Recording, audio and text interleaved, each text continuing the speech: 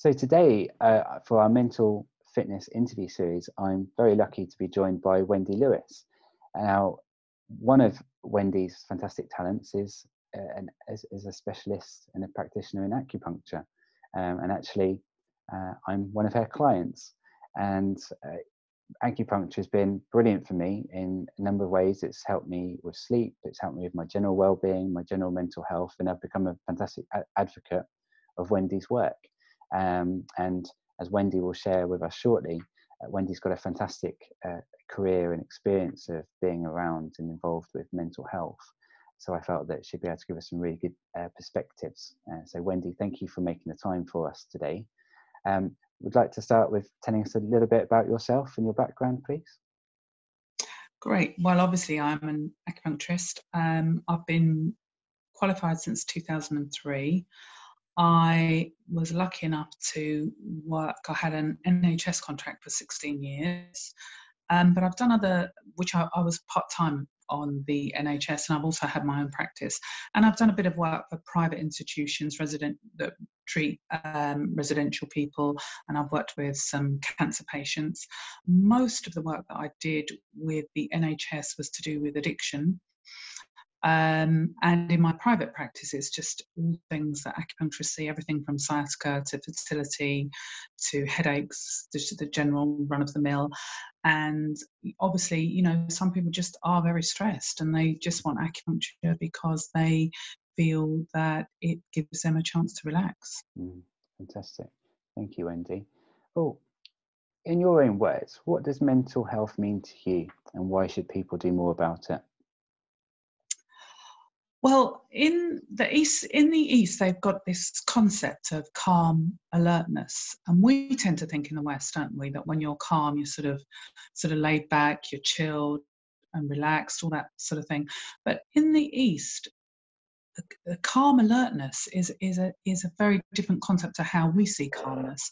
When you think, if you are entering this, a situation where it might be difficult or there's adverse events going on, to be calm and not harassed or stressed going into that situation is much better.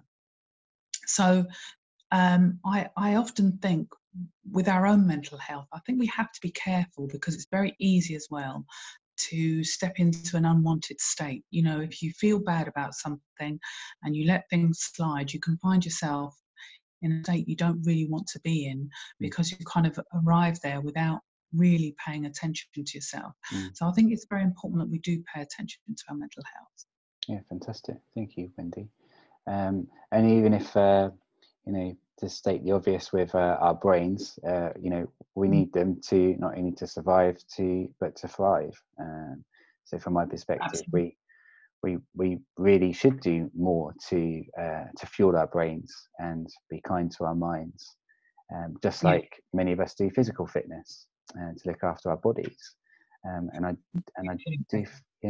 do feel people underestimate the importance of proactively caring for that mind better.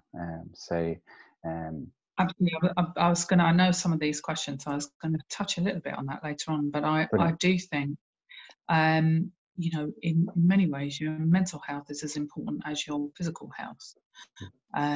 Because, we all know what it's like to wake up and not feel at one with, it's not every day that one feels at one with the world, but we all know that feeling when you really feel the rest of the world's in one place and you're somewhere else. So I think it's very important that we keep guard for our own sakes, really, that we don't sort of wake up and find ourselves in that position. Yeah, brilliant. Thank you, Wendy. Fantastic. Now, thinking about your experience in general over the years of the various work that you did, even before acupuncture, you worked with the NHS, for example, and thinking about that more recent expertise you developed in acupuncture, could you explain a little bit more to us about how acupuncture has been found to help boost strong mental health, boost and nurture strong mental health? Well, for me, a lot of people will tell you that they can't relax. and it's, you know, they will quite openly say, I never relax. And you can see often that that's the very thing that they really need to do. And it did tie in very much with my work with the NHS. Because I work with addiction, many people felt they had to have a substance to relax. And they found it, you know, they couldn't conceive of the idea that it was possible to relax without using some sort of substance, whether it's alcohol, prescription drugs, or illicit drugs. Mm-hmm. And so one way of demonstrating to them that actually you can feel relaxed was to use acupuncture. And that was very much the function that I used acupuncture for when I worked with the NHS. But equally, the thing I find most useful about acupuncture in my practice is if you've got a person that can't relax, it's almost like they need to learn it as a skill.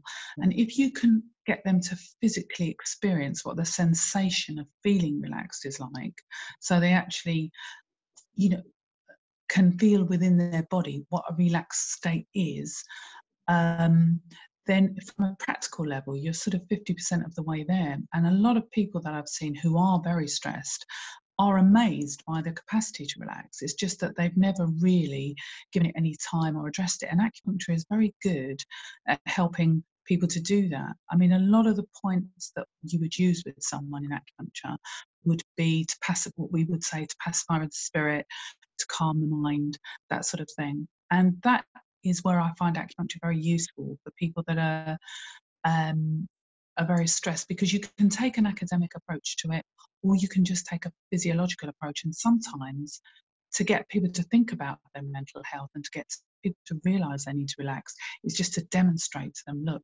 you know, this is what it feels like to be relaxed. And I've actually found acupuncture a very useful medium for that. That's probably, you know, from a practical sense, the best way that I've found using it. Yeah, fantastic. Thank you, Wendy. It's really, really good perspective there. Thank you. So my next question for you, this is thinking about our audience for the Great Mental Fitness interview series. It's quite a broad audience. We've got business leaders from all over the world and many other working adults. So thinking of them, how can they do more to support mental well-being, not just for themselves, but those around them, those that they're responsible for? Well, in industry, I think, I mean, a lot of it is the stigma, isn't it, of mental health. There's still a stigma around mental health. There's still a sense of shame and guilt. And I think if managers can demonstrate that actually there isn't a stigma, and that to kind of flip it on its head, really, and that to ask for help is actually the bigger thing to do. So, you know, if you've got someone who might be quite difficult to manage, actually, who's got very bad anger management issues, and at some level that person probably realizes that if they can actually ask for help, and to make that it's okay not to be okay, as it were, and that to asking for help is the bigger thing to do. I think if managers can make an ethos of that work, that would be quite helpful. But I've done a little bit of work. I've had a few little contracts where I've gone in and used acupuncture to help workers relax. So I think sometimes almost like rescue rooms, or rooms where people can go if they feel overwhelmed. For managers maybe to lay on something like acupuncture or reflexology, or just a hotline that somebody can talk to if they really feel overwhelmed with work. I think supporting mental health, there's a mental health week, isn't there? I think to support that is very good. And just generally to make it so that if people are struggling, it's not a bad thing to ask for support, because there's always going to be a time when people struggle, and there's always a time when people need support. And if management don't buy into that, then the workforce is not going to be perhaps as good as it could be. You know, they'll get more out of their staff if they support them. Yeah, definitely. And also they're going to be less loyal, they'll be less motivated for that company, and they're more likely to leave. And I remember reading a study that came out last year, and it was something like the true cost of losing a member of staff is like 26 times their monthly salary. Wow. And that's when you're thinking That's about, unbelievable. yeah, it's significant when you think about the cost of recruitment fees, induction training, the stress that you put on other people when a role is vacant. So it's a really great thing, I think, to raise awareness of actually, companies can be more successful by looking after their staff's mental health and well-being, and looking to carefully manage stress in the workplace as well. So absolutely. And I can absolutely personally endorse that acupuncture has been fantastic for me with relieving and reducing stress as well. And then it's all been the amazing other advice that you've given me, Wendy, and the sleepy tea remedies as well, which have absolutely helped as well. Tea, so, yeah, thank you. Brilliant. So they're it's a package, isn't it, really? And I think it's an ethos as well. Yes. It's an ethos that people take it seriously. Yeah. And they they value their staff, and if the staff are having difficulties, whether it's through a physical ailment or a psychological ailment, and also at the end of the day, we all want everybody that we work with to be more psychologically balanced, and if they are, it's a bonus not just for the person but for the company too, isn't it? Definitely. Completely agree with you, Wendy. Thank you. Now, this next question's an interesting one, and it's really around what you feel comfortable with. Are there any good or bad experiences of mental health that you'd be comfortable sharing with us? Possibly things you've been through personally, or maybe things you've observed or witnessed in others. Any stories or tales? Well, for me, I can tell you and in a way, I have to say this with some sense of shame, but for me, the very worst moments of my life have been on an aeroplane. And I know, I've lived quite a long life to get to my age, and we all have our ups and downs and our sad moments. But I've never felt quite as bad as I've felt on an aeroplane. And I've been to Australia 6 times. I go to the West Coast every year. And I have to say, every time I get on a plane, it's always an issue. Okay. But I've found, it's like everything else. You've got to be vigilant, haven't you? If you get on the aeroplane and you just run all these disaster scenarios through your mind, then you're going to feed your neurosis, and you're just going to sit there trembling the whole way through. So I think you have to take, the only way you can do it is to work on yourself and to not run those disaster movies, and to have some strategies, So for me, when I go on a plane now, I download my tablet, I take things that I find quite distracting to listen to or to read or to, I'm not a numbers person, but strangely I like Sudoku. So I take a whole load of things with me, so that if the turbulence comes, which is the thing that always sets me off, I've got a strategy, I've got something in place that I can do. Because I think if you just go on at the mercy of your mental state and you do nothing about it, then, you are going to ultimately find yourself in trouble. So I think if you've got a weakness, or you're prone to something, is to come up with a set of strategies for yourself that nothing's perfect, but we're all a work in progress in that way. Is just to pursue it and keep going with it. So from a mental health perspective, it's quite shameful that I have to say, but for me, the absolute worst moments have been on a plane, and I just have to ensure that I don't go through those moments again. That's all I can do, really. Yeah, well done. Yeah. And I think that's also a great example there, where with any kind of anxiety or fear or mental health issue, it tends to take several different things to try and hit it, to control it, to curb it, to get rid of it. It's never just one thing, and sometimes we have to experiment a bit with what works for us. Absolutely, but you've got to keep going, haven't you? Otherwise, your world gets smaller and smaller. Yeah. It's like an agoraphobic, isn't it? If they can't go out, if you allow yourself just to be at home, then your world will contract. And really, hopefully, for most people, you want their world to be as expansive as it can be. Definitely. So I guess in a way that that fear aspect you have of an issue of flying, you're probably quite pleased at the moment with there's probably positive of coronavirus where we can't actually fly. Well, no, I mean, I've just come back from the West Coast, so that's like a 11-hour flight there, and I think it's 10 and a half back, or 10 or something. So, and I do that every year. I go to West Coast every year, California. So I have to do it, and I do other flights. But in some ways, you can think, oh, it's good, but I just think you have to make yourself do it. Otherwise, you just, even if it is a constant battle, I just think you have to, you've got to persevere. Definitely. Otherwise, you give in, don't you? You know. Yeah. And I'm also really glad you mentioned Sudoku, because doing puzzles such as that is also good for training our brains and helping them develop and energize. So yeah, really good. Next question. What advice would you give yourself around the topic of mental health 10 or 20 years ago? I think we could, there's various things I'd do. I think we could definitely, I might have done acupuncture a little earlier. Good.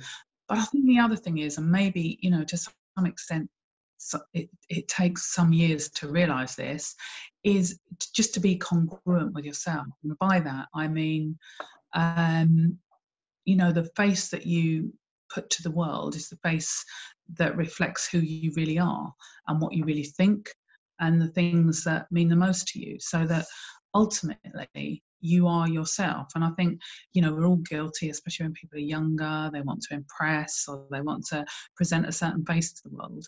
And, you know, we can see that in others. And I think if we can see that in others, why can't they see that in us, as it were? So I just think the best thing for your mental health really is to be congruent and to be happy in your own skin. And easier said than done, but it's certainly something to aim for. And I think the only way that you can really be happy in your own skin is to be yourself.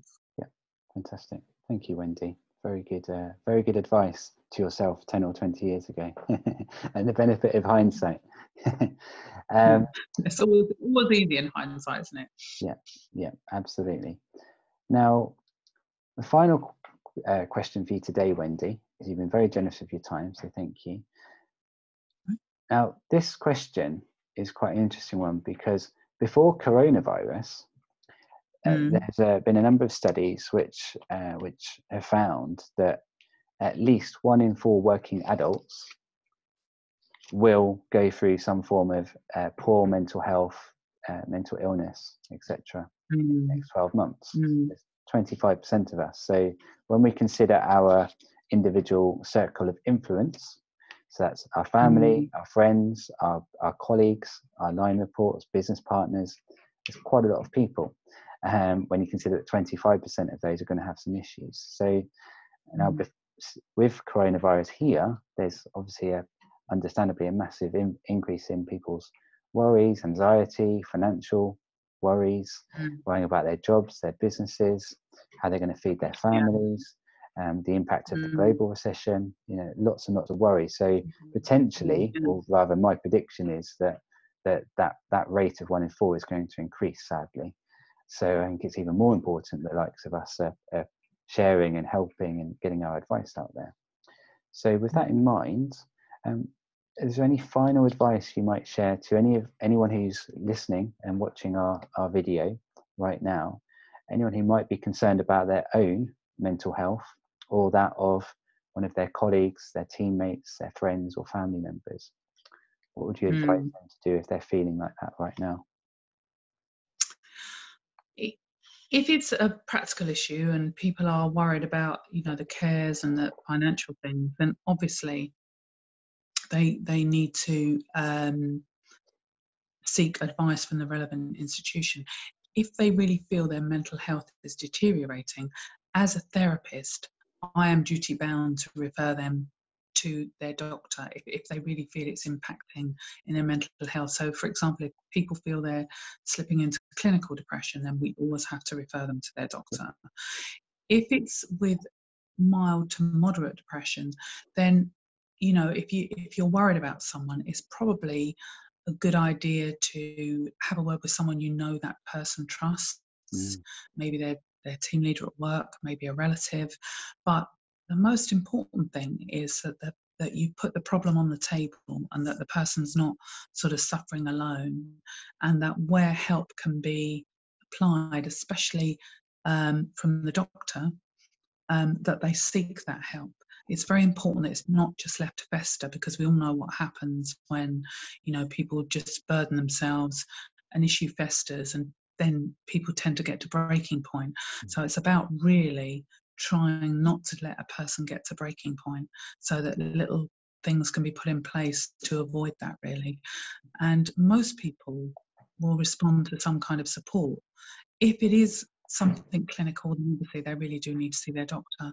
If the underlying worry is of a practical nature, then obviously there is help out there. It's probably going to take a little while to get it, but I think most people can use, the phone lines are manned. And I think lots of people are working at home, so you may not get a face-to-face encounter, but there are lots of things out there that you can access by, the old-fashioned way, really, by the telephone. So I would say, if you do know of anyone, it is imperative that you speak to them to try, and even if you have to explain to them, look, we don't want you going down a path that leads to ultimately a very negative ending.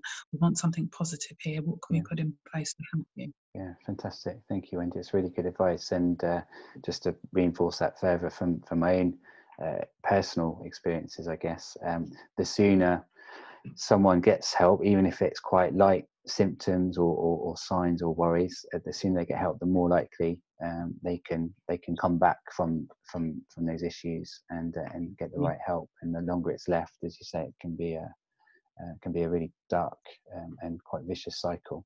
It can be hard to come back from. So, absolutely. Wendy Lewis, thank you so much for your time today. It's been really great to do this interview with you, and really hope you stay safe, stay at home, and look after that mental well-being as well. Thank you very much. Thanks, Daryl.